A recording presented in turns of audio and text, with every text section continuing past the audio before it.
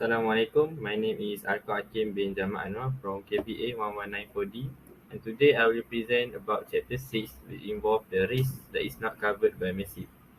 First of all, we need to know what is MASIP. MASIP is a type of insurance which is established by the Malaysian government commercial banks and also insurance companies with the objective to support and strengthen export diversification and expansion by providing credit, insurance and guarantee facilities. The first risk that was not covered is non-payment arising from disputes over the non-fulfillment of the terms of contract, which also can be named a breach of contract. It means that any violation of a contractual contract agreed upon terms and conditions. MASIP will not cooperate any breach of contract because it is the rules of the contract which has to be fulfilled, because it is mine towards the MASIP and the person with the insurance. After that, it is risk which can be insured or not normally insurable by commercial insurers such as marine, fire and theft. Normally, people call it an insurable risk, which means a condition that poses an unknowable or acceptable risk of loss, or a situation in which the insurance will be against the law. Insurance companies limit their losses by not taking on certain risks that are very likely to result in a loss. Many states offer insurance for otherwise uninsurable risks through their high-risk pools. However, lifetime benefits may be capped and premiums may be expensive. High-risk coverage is available for some insurance companies, and people with uninsurable risk might be able to get some level of coverage this way. But coverage will likely to be limited and premiums more expensive. Some governments offer insurance coverage when regular commercial insurance markets can accept the risk. Government flood insurance, for instance, is available in high-risk areas because regular insurance companies won't write the policies. The third one is failure or inability of buyer to obtain import license or release of foreign exchange to pay for the goods because of some regulation promulgated in the buyer's country on or before shipment of goods happened. This we can see in Sri Lanka in July 28, 2021, when the government has banned imports ranging from motor vehicles and air conditioners to beer, clothing items, cosmetics, and even spices such as turmeric. An essential cooking item for most of local households, Sri Lanka's economy took a thumping last year after the country was forced to lock down following the spread of COVID-19.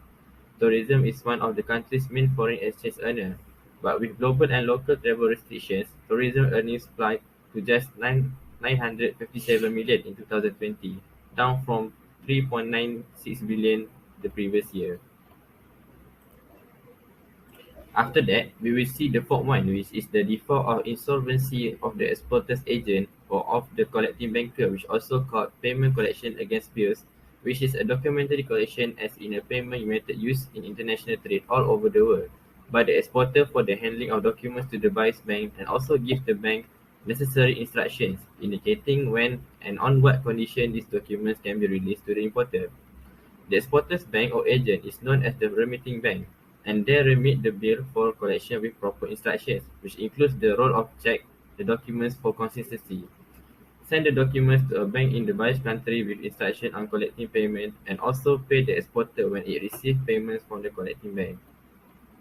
After that, the fifth one is fluctuations in exchange rates, which is a natural outcome of floating exchange rates, which is the norm for most major economies.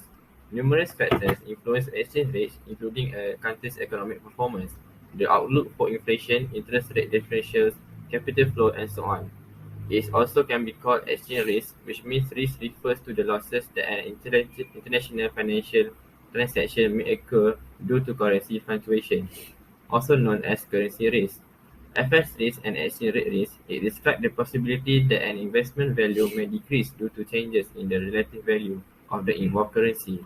Investors may experience jurisdiction risk in the form of foreign exchange risk.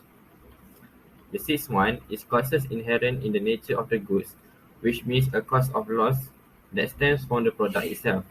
It also means damage to goods which one can foresee is bound to occur during any normal transit and which arises solely because of the nature or condition of the goods shipped. Such damage is said to arise from inherent vice, which may be defined as an internal cost rather than an external cost or damage. Exclusion of insurance coverage for inherent vice is implied in every cargo policy. This type of exclusion is reinforced by the words "from any external causes" and the all-risk coverage. The word "risk" itself implies that only fortuitous loss are intended to be covered. Insurance protects against hazards, not certainties. And lastly, we will take the last point, which is the failure to comply with the terms and conditions of the policy. Failure to comply means failure to appear or to answer a citation in the manner required by law, or the failure of to pay fines, penalties, or costs related to the disposition or the violation for which the citation has been issued. Thank you, Babe. That's all for me. I hope it will make you understand more about insurance. So I would like to thank you for listening to my presentation.